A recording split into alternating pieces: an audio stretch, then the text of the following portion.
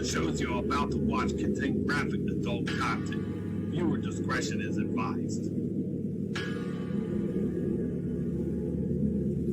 You are watching Hellfire TV. Hey, how you doing? Good. How are you? Doing good. Good evening, everybody. Welcome to Locked Up Paranormal. I'm Frank Kupka from Buffalo Fan Hunters. My co-host, Lydia Manson. How's everybody doing tonight? Hoping for a good show tonight. We have we're going to talk about Alcatraz and some of the things that go on at Alcatraz, whether it's been hauntings or some of the famous criminals that were there. A little bit about the escape, maybe. We'll see how that goes. And somebody escaped from Alcatraz? Right. They escaped. There's a lot of escapes. No. See if we can get some that couldn't have happened. Comment. If anybody's been to Alcatraz and they have any comments or stories they want to tell us quickly, throw them up in your comments and we'll discuss them up while we're talking. So, are you excited for episode 2? I'm excited for it. I hope everybody else is. Alcatraz started out as a military base. This little guy? That's it right there. Look, this guy? Up with pictures. You're the bomb right there. I couldn't. That's come what up I'm here for. Couldn't come Why up with you anything. keep me around? That's all right. You found good ones. So it started out as a military base. They thought that it would be the American military thought it would be a good defensive position to protect the Golden Gate area. So that's what it started off as, and then eventually military on an island, right? And then eventually it became. Well, they built barracks there so they could protect, and they brought in guns and ammunition and all kinds of stuff to protect the bay, San Francisco Bay, and protect the mainland. So, hello Jeff, hello Tim, how are you guys? Thanks for tuning in. And thank you guys for tuning in. We appreciate it. Tim has his own little show. We'll give him a little plug. The Black Cat Lounge on Tuesday nights. He's got a special guest tomorrow night. It just slips my mind right now, but you might see some 2 awesome people there next week. Yes, you will. Next week we will be on his show, Black Cat Lounge, on Tuesday night at 7 p.m. I'm sorry, 7 p.m. on Tuesday night next week. We'll be there talking about our show. So hopefully you guys tune in to Tim's show. I'm sure we'll I'll have his link on my page. Everything else. Thank you, Tim. But yeah, as I said, it started out as a military destination. It was originally owned by the Spanish back up until 1822 when Mexico got their independence, and then it became then the states took it over, and they decided that it would be a good destination for a military operation to protect the bay and stuff like that. El Alcatrazo. El Alcatraze. Am I going to get canceled for saying that? What's that? It started out like that. The Spanish named it Alcatraz, and then eventually it became, Alcatraz as the Americans took it over and made it their own. So, and then it became a prison. August 11th, 1934, were the first inmates to be brought there. It was originally designed to hold troubled inmates and everybody else from. Like Leavenworth and all the federal prisons around the country. I wonder why they would only put the worst of the worst on an island. That just seems like, a great thing waiting to happen. You always and relating to paranormal, that just seems like a whole lot of negative energy in one area. And it's exactly what happened because there were there were 15 deaths. What were there? 7 guards and 9 inmates. They were attributed to there, at least from what they recorded. That's 16. We don't know what see. I'm terrible with math. I was never very good with it, but that's what we're recording. I'm gonna need a new co-host. What's that? I'm gonna need a new co-host. Wow. I'm accepting applications if anybody would like. Wow. You see, listen, 2 weeks in, I'm already getting the boot. That's just not even right. Just not even right. So how you doing, Sean? Thanks. Nice to see you. So TMFI says, didn't they just find new underground military areas at I believe they did. Alcatraz? I do believe they did, especially you'll feel you will. Thanks, Tim. We appreciate it. And actually, Tim, you want to work with me, huh? Wow, he's always trying to steal my spots, steal my this, steal that. Man, it's all good. All right, I got to get you back on track though. But the Birdman was, yes, he was there. He was quite the pedophile, if that's what you want to say. And also, too, they thought that he kept birds in his cell, and that wasn't the truth either. He just did a lot of studying of birds. He had a lot of notes and books and things all around his cell, so that's why they actually called him the Birdman of Alcatraz. He didn't actually have birds in his cell. In 1984, Sylvia Browne had gone through the prison. Sylvia Browne? The Book of Dreams, Sylvia Browne? Is that the one you are referring to? I'm not sure if that's who it is or not, to tell you the truth. Of course it is. Well, what other Sylvia Browne do you...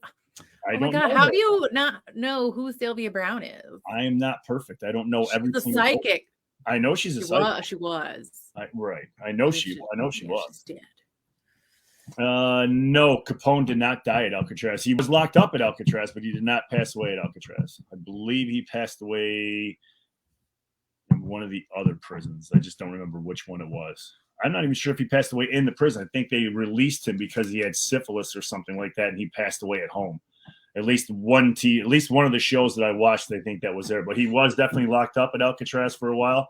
He was also locked up at Eastern State Penitentiary too. Yep. Died in Florida. That's what I thought, Tim. Thank you. So he was definitely locked up at Eastern State Penitentiary as well. So, but he was locked up there. No, let's get back to Sylvia Browne. That's right. So I'm going back to Sylvia Browne. So she was doing a investigation there, and she had come up to the hospital area. And before she walked in, before she walked into the room, she was getting a lot of, like, she felt surrounded by notes and papers and things like that. And the guide that she was with had said that this was Stroud's room. Robert Stroud, who was the Birdman of Alcatraz, that was his name. So they had said that was his room for 10 or 15 years while he was there.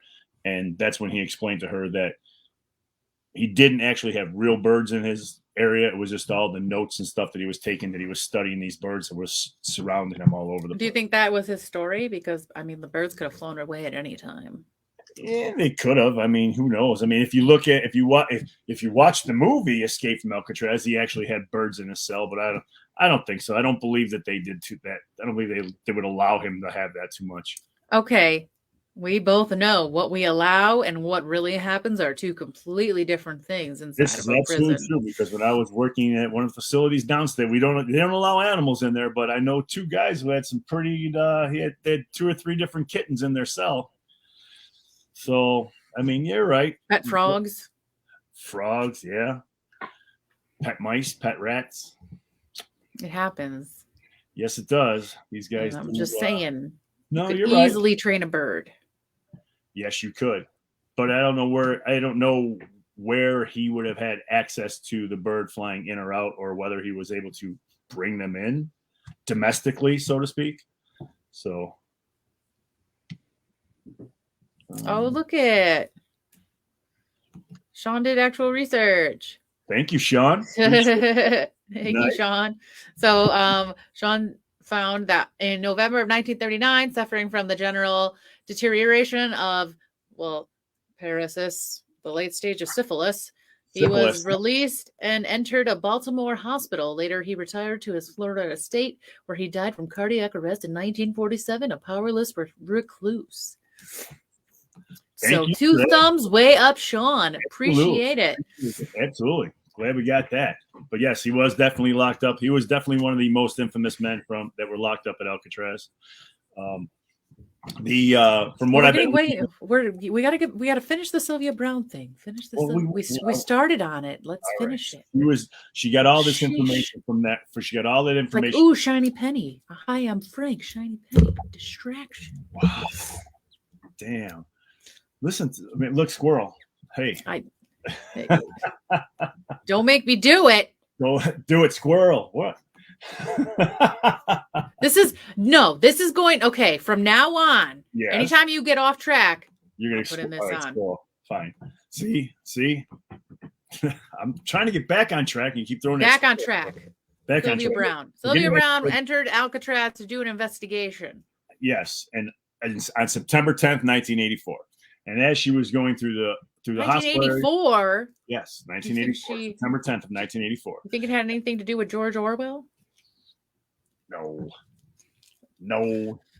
I'm just here for the comedic relief. Yeah. See, but you throw me off track, so now I got to get back in there. So now I got to get back onto the track. So, in 1984, killing me here. 1984, Sylvia Brown enters Sylvia Brown, Alcatraz for an 1984. investigation. September 10th, she did a psychic investigation in the hospital area. That's where she found all the energy from Robert Stroud was in the hospital area. She went to the laundry area as she was being escorted to the laundry area. So when you say that she found energy from Robert Stroud in the yes, infirmary, hospital you said?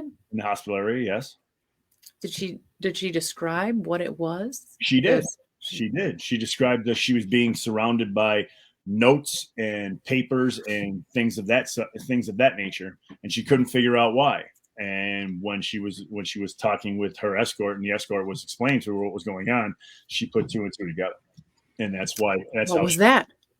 Because Robert Stroud had stayed in that room for 10 years, and he was doing all his bird research, whether he actually had real birds or just the research. And So so in 1984, when Correct. Sylvia Brown entered to do the investigation, the Yeah. present day in 1984 infirmary was his cell. according to the escort and the stuff that I read from the book, yes, that All right, I'm painting a picture. he painting spent a 10 picture. years in that area, in that same cell, in that same area in the hospital. So that's what she was picking up on, and that's what he had explained to her. So after they had left there, they had walked up to the laundry area, and she was picking up a man's name with an M. She couldn't figure out what it was, but Amy Markowitz, who is a hitman for Murder Inc., used to work in the laundry area, and he was killed there by another inmate. And she Does was it say how? Excuse me. Does it say how? No, it didn't say how. It just said that he. Oh, was, that's disappointing. and I wasn't real happy either. It didn't Right. say how. He was killed in the laundry area by another inmate, and she was picking up on all that dread and despair and that type of stuff that was there. I wonder if he was strangled with the bed sheets. Could be. I don't know. Maybe. Did he make it look like a suicide? Maybe they put a pillow over his head and beat him with some rocks. Maybe. Could have did that too. I mean, New definition of lock in a sock. Rock in a sock. Rock 'em, sock 'em, but robots. Rocking a sock on the rock. Huh. Yeah. Rocking a sock at the rock. So she felt the despair in the laundry room then. Yes, she did. I feel despair when I go in my laundry room too. Yeah, it's just because the laundry's stacked up so high. Could you imagine the laundry at Alcatraz? No.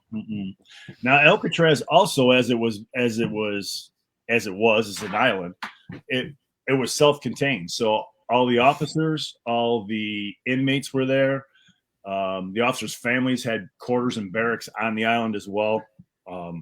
So they all lived there. Apparently, the wives were allowed to leave the island once a month on the ferry to go to the mainland to get food and supplies and things like that, and then come back. So obviously there was no shopping things, no place to go shopping, but they were allowed to leave the island once a month to go get supplies and stuff like that. But I guess they had schools for the kids and things like that on the island because nobody left. They all stayed right there. All the guards, all the administrators, even the warden, they all stayed right there. So I wonder how you have energy from not only adults, but now you have all the energy from the kids. And the kids and all that, and a lot of it, obviously kids' energy you would hope wouldn't be negative. So you have all that negative energy swirling around with all the kids' energy, all that residual energy that's left behind. It's quite the place. And then you have to go back to, the energies back in the 1800s where the military people were there. And there were some deaths taking place in and from what I'm reading in this book, it just says there were numerous deaths back in the 1800s. They didn't go into detail or tell me how it was. It just said I'm sure they probably didn't keep really great records of that. The book didn't say what the first recorded hauntings were, Tim, but once the place closed down and the guards were in the parks department took it over, and the guards or whoever it was were spending the night there. Started hearing things. The first thing that I hear is it was like 1984. That's where Sylvia Browne picks up, and that's where the actual haunting stories start to pick up. That the caretakers that would stay there would hear banging, door slamming. They'd go check it out. There's nothing there. They would hear footsteps, a lot of screaming and stuff like that. The one caretaker said that he heard a lot of screaming down in D block, which is the hole. It was down underneath everything else. And apparently what had happened was, from what I've read, was that there was an inmate had lost it a little bit. He stabbed the guard in the hand with a fork, put the fork right through his hand. So they put him in the hole. And as soon as he got in the hole, within a couple hours, he was screaming that somebody was in there with him, and he wanted to get out, and this, that, and the other thing. And the officers that were there working obviously figured, he's just playing around. It's the way they always do. They're all trying to get out. You know how that works. Yeah. Well, this went on for 2, 3, 4 days.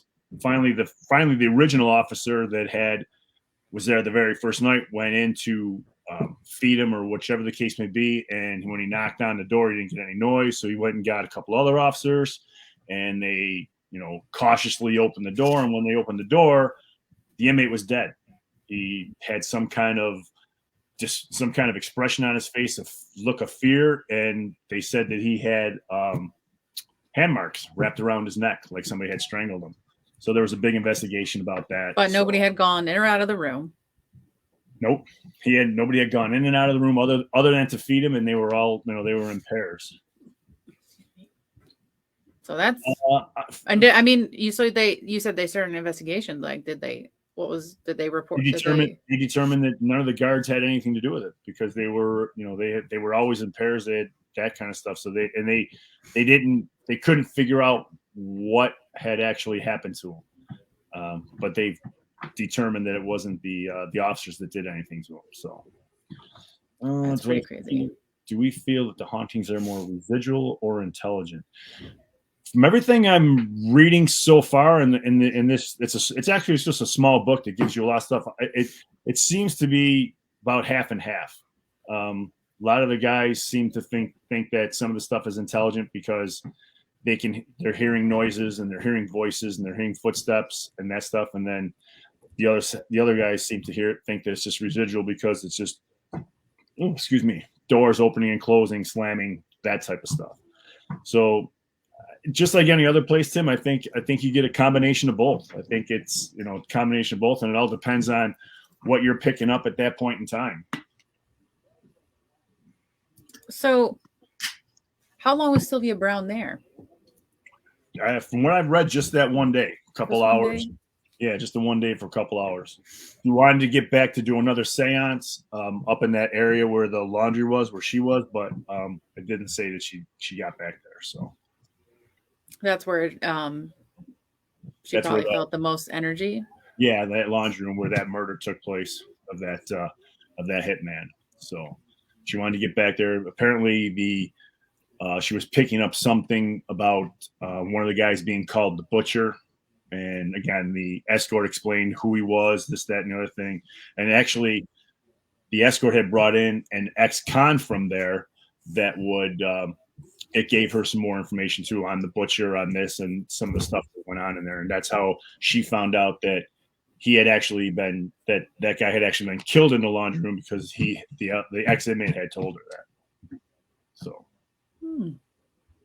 that's pretty interesting.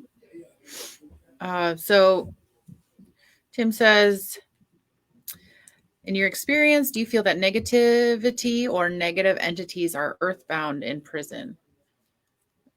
That's a good question. I don't know if they're actually earthbound or not.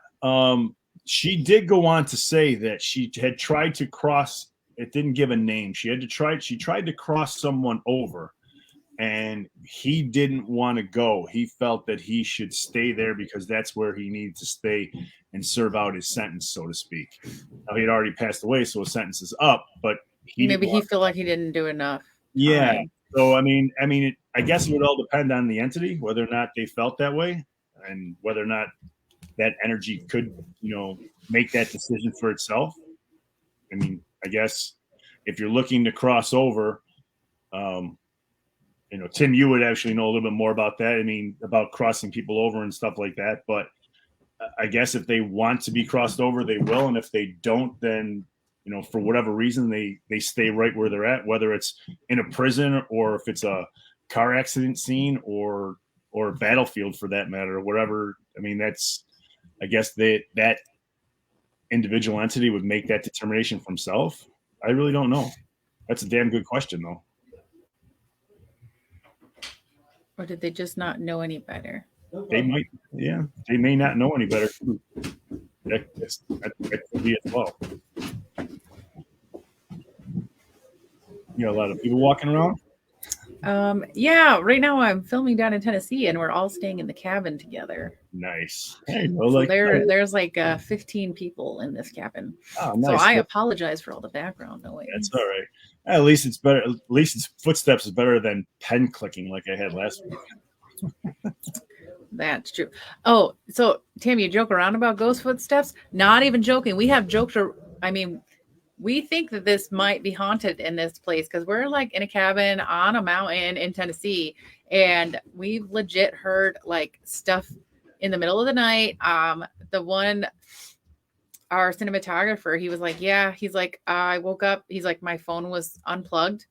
He's like, I plugged it in when I went to sleep. He's like, I woke up and it was unplugged. Nobody had gone in or out of his room. Like it sounded like somebody fell. Nobody had fallen. Like we've had some things, and I'm like, good thing we're shooting a horror film. Right. Did you run your voice recorder or anything like that on your phone? No, I was asleep. You were asleep, shocker. Filming is very exhausting. Okay, it's very long hours. Listen, I'm not denying that it probably is. You're right. When we came into the room, it looked like you were ready to fall asleep and pass out on me. So, oh yeah, I'm super tired. Not gonna lie. At least you pepped up. And I just cooked dinner for everybody, so I was I was already tired. I made chicken and roast potatoes, but again, Frank, listen, you got on a tangent, so I just followed you. No. You didn't put the squirrel. There's a squirrel. Thank you. To the squirrel. The only reason I said about the people here was because you commented on the people walking around. So I was just giving the reason to why there was a lot of people walking around. That's the only reason I did. That's all right. But let's get back to Alcatraz. Okay. Please. We will get back to Alcatraz. And Sean, sometimes the medicine and the medications and stuff they use would do that. I just before we came out, I was reading a thing where in the therapy room that they used to use cold water and ice sheets to as therapy for them. Ready for them to go to sleep. I'm sorry. The dog walked up to my microphone. That's all right. What do you think about her name is Puggle? But I can't be responsible for that squirrel. No, listen. That was the book doesn't make mention of any riots, but there were 1946, I believe there was an uprising where 8 inmates were shot and killed and 4 or 5 of the guards. That's where the biggest the most deaths came from, is what I should say. Yes, so there was 1946. They had a big uprising. Inmates tried to take over, and they didn't get it. But Steve, I've been to Eastern State on their on just one of their tours. They don't allow any more investigations. They don't allow them anymore, unfortunately. That's about a year and a half ago. I mean, that sounds like kind of like a riot to me. No, yeah, it was exactly. It was called the Battle of Alcatraz. Yes, exactly. And that's what there were eight of the inmates, and I think 5 or 6 adults that dying in that battle or fight that they had. So, But Alcatraz is definitely on my bucket list. If anybody's been there, please chime in. Let me know if you heard anything, seen anything. It's definitely one place that I am absolutely going to get to. Absolutely. I definitely want to do an investigation there. So obviously Go ahead. You can answer Tim's question. I do believe, yes, that they allow overnight investigations there. Yes. I know they do public stuff, and I do believe they allow overnight ones. I was just going to say, obviously, we know that Alcatraz is now closed. Correct. How many investigations have been done since then? Privately, that I don't know. I do know that they run public tours constantly. So, I mean, it could be numerous ones. I mean, I know a couple. One of the people that we do our investigations with, she was just out there about a year or so ago, and she was out on the tour, and she was able to focus on herself a little bit. The one guy Tim and I know real well, Joe Piari, was telling me that he was out there. He was going to do something, but he was able to be out there by himself and do an investigation. So they do them. I agree, Tim. We definitely need to make a road trip out there for sure. That would be a phenomenal investigation. Phenomenal. Has anybody had like actual recordings from their investigations that they've made public? I haven't seen any. I was watching some documentaries on YouTube about it the other day, and they had some good EVPs out there. They heard, voices saying, "Get in, get out." Obviously a lot of FUs, that kind of thing. So there are documentaries that are on YouTube about it that I've watched a few of them, and like I said, they did come up with a lot of the EVPs. I didn't see anything where they had any type of video evidence, but they did have EVP work, and they did have voice recording stuff, that kind of stuff on those things. So I wonder, because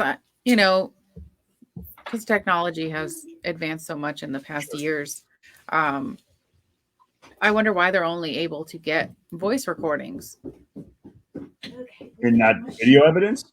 Yeah. I mean, I feel as though like if they're going, like Alcatraz, there's so much energy there.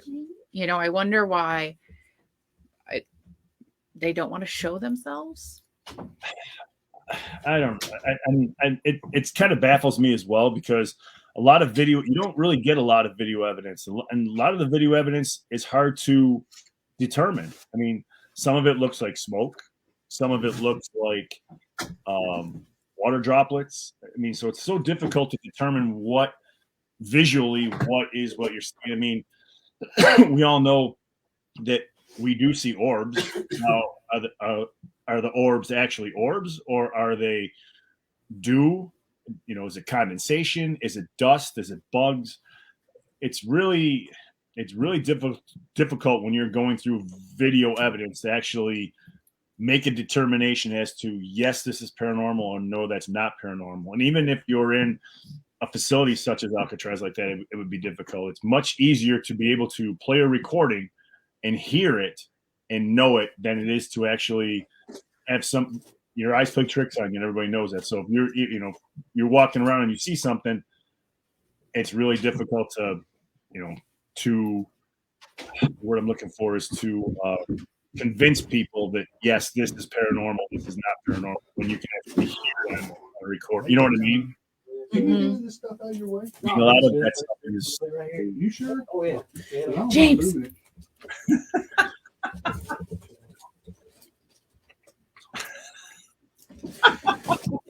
Hi, James. Yes. I'm sorry. That's all right. I understand. I get it. You're surrounded by a lot of people in one area. It happens. But anyways, back to the subject at hand. So for anyone that's curious, I'm sure they've seen numerous photos, but this is what the actual cell block of Alcatraz looks like. So just get an idea. So when we say this is when you hear, okay, so for instance, we were talking about the Birdman of Alcatraz. Right. This would be what his cell look like. So when I jokingly said, he probably had birds in his cell, He may have. I see no reason why birds would not be flying down this cell block. Like, birds come and go in all areas all the time. You know what I mean? Yep. So I just find it hard to believe, if he wanted a bird, I'm sure that he would have a bird. Most likely. I would take voice recorder. Definitely I'd take a voice recorder with me. I would just stick with a video camera then, I guess. A video camera? I'm not tech savvy. I'm not up to date. I've never gone out and done a full out investigation, so I don't know all the equipment, So I'm not really the one to answer that question. I love all the equipment that we have, but I like to be basic with a lot of stuff. And Tim and I have talked about it a lot of times. I like to be basic with a lot of stuff. Like, I'll use a voice recorder and like flashlights and mag lights and things like that. I'm very not tech savvy. She had to walk me through a lot of stuff again earlier. So yeah, whatever. But the stuff that I do know, the stuff that I like, it's the easy stuff that you can use. And a lot of the old school stuff. I mean, you take we talk about it all the time. You take a styrofoam cup and you put some static electricity on it and you put it down, and if the energy walks by or the entity walks by it, it attracts to it and it starts to fly, and you got something in the area. So yeah, there's a lot of different things and a lot of different techniques you can use and things like that when you're doing an investigation. And I would do some of those things, but I would definitely just use my voice recorders and stuff like that. What am I? This week, Tim. I don't think you want to take a pizza inside Alcatraz. Tim would. Yeah, he would. I'm curious because Alcatraz is so old and built, like, I wonder if anything that was like any rebar or any like chicken wire that is built in like inside the cement walls or anything, if that would mess up any of your recordings. I mean, it could. I mean, it's like that inside. Even any facility would be like that. Like you said, the rebar. I know, but we're talking about Alcatraz. Yeah, the rebar and the steel and things like that. Yeah, no, absolutely. They would probably. That's why a lot of the equipment probably would be. You may get false readings on things because of the metal or the electronics or the things that are inside the concrete that you don't know of. So that's why. How would a false reading show up on this equipment inside the prison? Well, a K2 meter works off the electromagnetic fields. So in reality, you can take a K2 meter and stick it up to an electrical box or an electrical outlet, and it should go on and off. Now, your cell phone will make the K2 meter go on and off. So we have people take their cell phones and put them in airplane mode so it doesn't throw off the electronics. So that's how that would work. So that's how you would get a false reading on certain things and that type of stuff. Okay. So it could be your cell phone. It could be the electricity in the building, depending on how much it is, that kind of stuff. So that's how that would work. But to answer your question, that's how that would work. Oh, no, I'm learning something. So thank you. Glad I can help. And I hope everybody else, people that are watching and listening, that they are learning as well, because I think that's something that is pretty interesting. No, absolutely. Thank you, Greg. But yes, so don't star comments. Why not? Because I said so. Stop doing that. Don't touch things you don't know. Whatever. I'm gonna start touching. Don't squirrel me. We were off topic.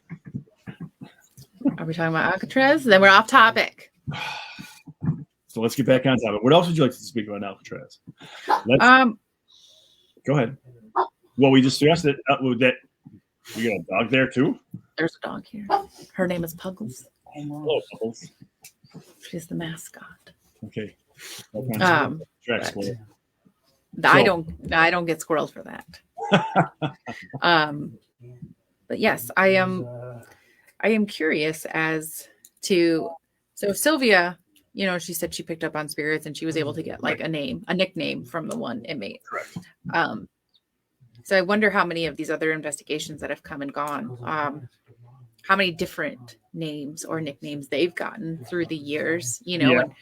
and if they actually go back, because she had the luxury of going in with an actual guard who had worked there for years, who knew the prison inside and out, who knew the actual inmates that were there. She also had, and they also brought in an ex inmate in, so she had a double thing. So yeah, so now people that go in and do investigations now, I wonder how they go and they look up,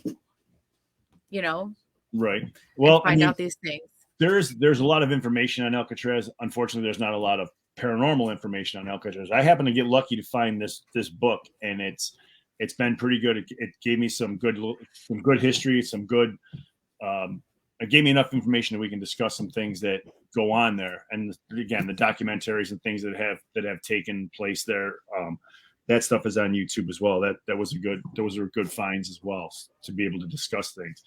I'm sure that any of the newer type of psychics or the newer type of people that would get in there and do investigations, I'm sure if they did some research, and they brought up Al Capone or Frank Morris or the Anglin brothers, who the three of them were the ones that escaped from Alcatraz, that, they've never been found, so to speak. So that type of stuff, I'm sure that those people would pick up those types of energies and all that kind of stuff. And there would be more names than what we're getting right now, as far as, again, just this little book that I got. It is really a wealth of information. I have to read it again to really, I'm sure you could read it 5 times and pick up something new each and every time. Yeah, I just kind of skimmed through it. So we had stuff. So so I had some research done, but yeah, to go through, and it's only the book's only 95 pages. So, I mean, it's not like it's a real hard read. So I would be curious. So the 3 brothers that had quote unquote escaped, if I was them, I already escaped once. Why would I want to hang out there after I died?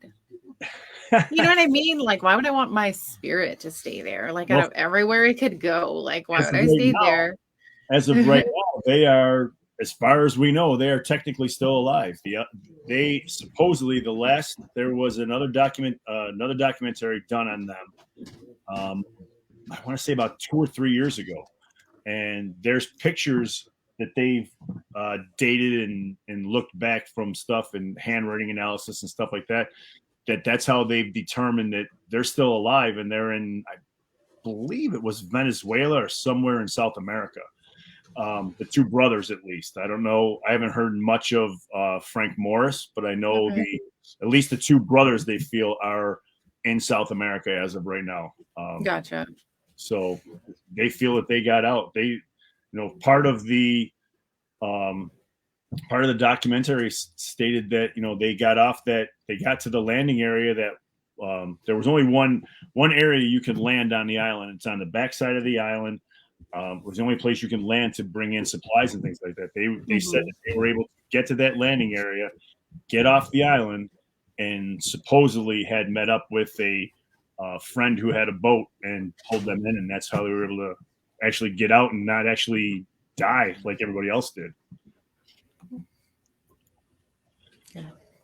4 of the most common tools used when ghost hunting. The most common tools used are audio recorder, video recorder. K2 meters are big, and a lot of people use the Maglite flashlights to communicate as well. Those are your basic things that people do use a lot. So that's that would be those would be the four most common, especially the audio and video stuff. I mean, that's any type of audio or video is that. Do you feel as though people are more skeptical of video evidence from these investigations than they are of audio? Absolutely.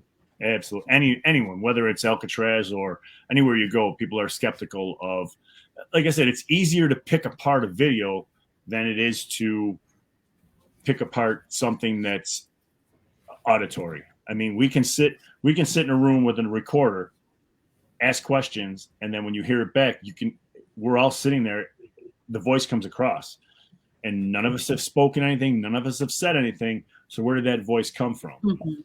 You know what I mean? When you show somebody a video thing, anybody that's video savvy or tech savvy, you know, well, yeah, you edited that in, or you put this, or you did that. The skepticism with video is a lot harder than it is with audio.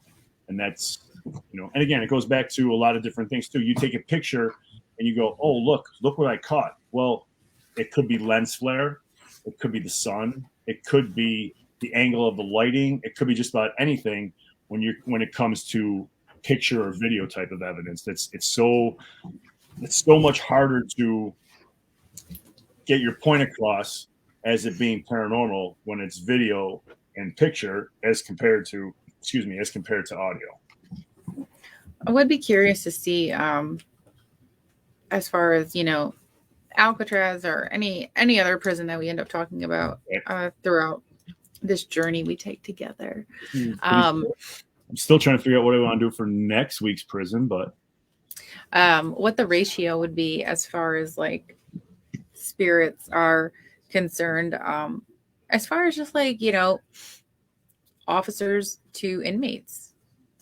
As far as their, I mean, as far as you know, as far as their energies being there, staying there. Yeah. You know, like, you know, somebody goes in and does investigation, the energies that they're picking up, like, is it going to be an officer? Is it going to be an inmate? You know, I would be curious to know what the ratio would be. That would, you know, especially like, you know, we're going to get into Attica. You know, you had the big Attica uprising. You had all those people that were killed there. You know, if you do an investigation there, like you said, are the officers going to come through? Are the inmates going to come through? You know, are even the civilians going to come through or whatever? I mean, it could be just about anybody that either worked there or has been there. So that's a pretty good. It's yeah, because I mean, if you take the time that the average officer does his career in prison, say 20 to 25 years, depending on where you do it. What does that work out to? Like an 8.5 year bid? Yep. 8 2/3.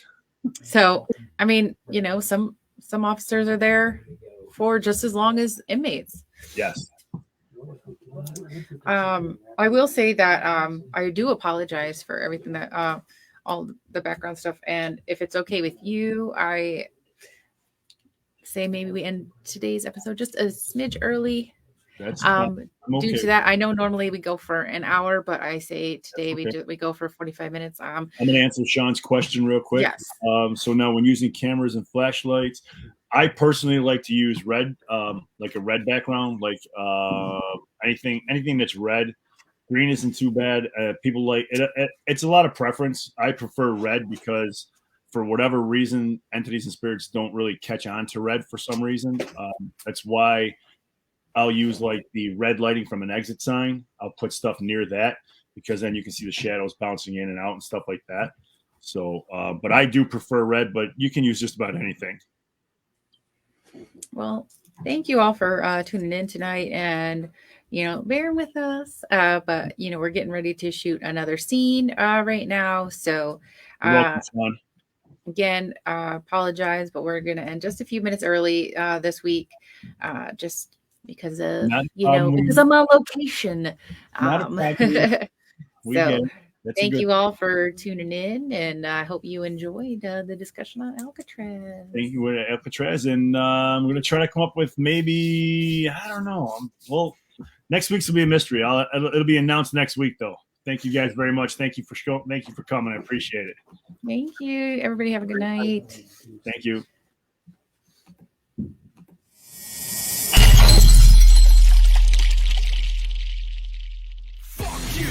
When I'm screaming, fuck you.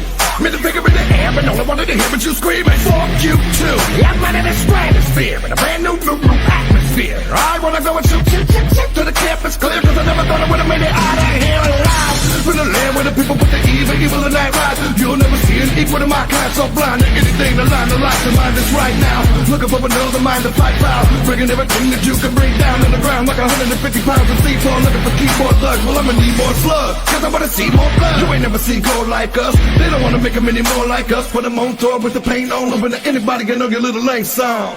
Fuck right, I'ma stay wrong. Black out with a ray gun. Looking for anybody to make up. Motherfuckers really need to wake up.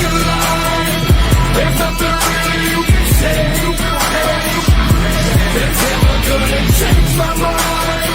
I'm on some fuck that shit today. Just say fuck it, I don't care. Middle fingers in the air. Only count is up in here. Only count is up in here.